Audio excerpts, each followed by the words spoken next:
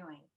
Yeah, it's definitely true. Like representation, it really does matter. It's like there's a lot of little things. It's not just seeing a character that looks like you. It's the dialogue and just the wordings, and like there's little things that you hear in your culture that someone else outside your culture would be like, oh well, that doesn't make any sense. Or I forgot, like I had a an editor, and there was a word that I was using. I totally forgot what the word was, but she was just like, oh no, I said nah. I said nah, and he was like, nah, that's not what happened. And then she was like, you mean no? And I was just like, no, I mean nah.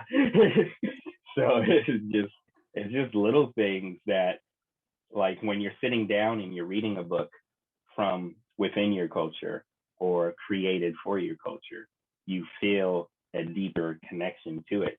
And you're just like, oh, yeah, I get this. I understand. I would do something like this. Or, yeah. So I just feel like we need more things like that. We need more representation for all these different cultures, for these different sexualities, for women, for black people, Asian people. They just need it. And I feel like the horror genre is hungry for it because it is a genre that has been mostly white dominant. And so I feel like if I'm going to step into it, I might as well bring what it is I'm looking for. Let's see. So, who is your favorite character in the series and why? Oh, that's really difficult. So, It's kind of a key question because we love them all, right? Yeah, we do. And I don't know how to answer that. Right. Okay. So, okay. One that you love. So, one that I really love that's very different from the rest is my female assassin called Winter. And she's like a wildling that's been growing up in the wilderness by herself. And she's got long white hair and really striking blue eyes, and she's got these amazing survival skills that surpasses all of them, and her ability to fight, she's better than the guys.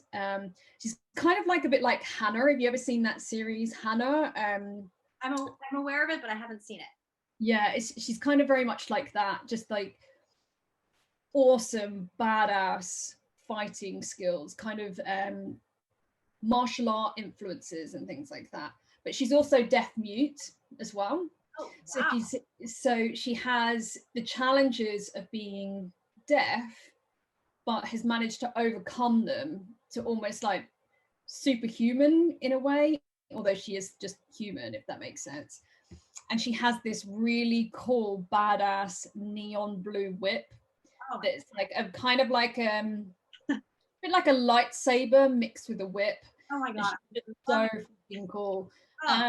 She's a fan favorite with my readers because she's so mysterious, and she kind of turns up and is always there but on the periphery and does weird little quirky things that no one really understands, but she's in her own little world, and she's great. And really she was inspired by, I guess for me, a bit like my alter ego. It's like how I would love to be so unbelievably badass, in a survival environment. But it's obviously I could never be like that because I barely go to the gym. So she's like my spirit animal, and yeah, so I think Winter is probably my favorite. I love that she's deaf. I find that so fascinating. What was it like to write a character that couldn't hear? Like, how did she interact with her? It's really interesting because obviously I've actually got a friend that's deaf, so I was asking her about what it's like to be deaf and the challenges and things like that, and other things that she unconsciously does in order to compensate for the fact that she can't hear. And also one of my friends is an audiologist as well, so she works with she's fluent in sign language and works with deaf kids and things. So I was talking to them all throughout the series and asking them really random questions about what it's like to be deaf, because obviously I've always been able to hear, so I wanted it to be believable, and for someone that if they were deaf, that they could believe it, that they have the challenges and things of being in that environment and being deaf. So it just means that it's for her, that adds to her quirkiness in some respects, because she's constantly reading other people's body language and little movements and things like that, but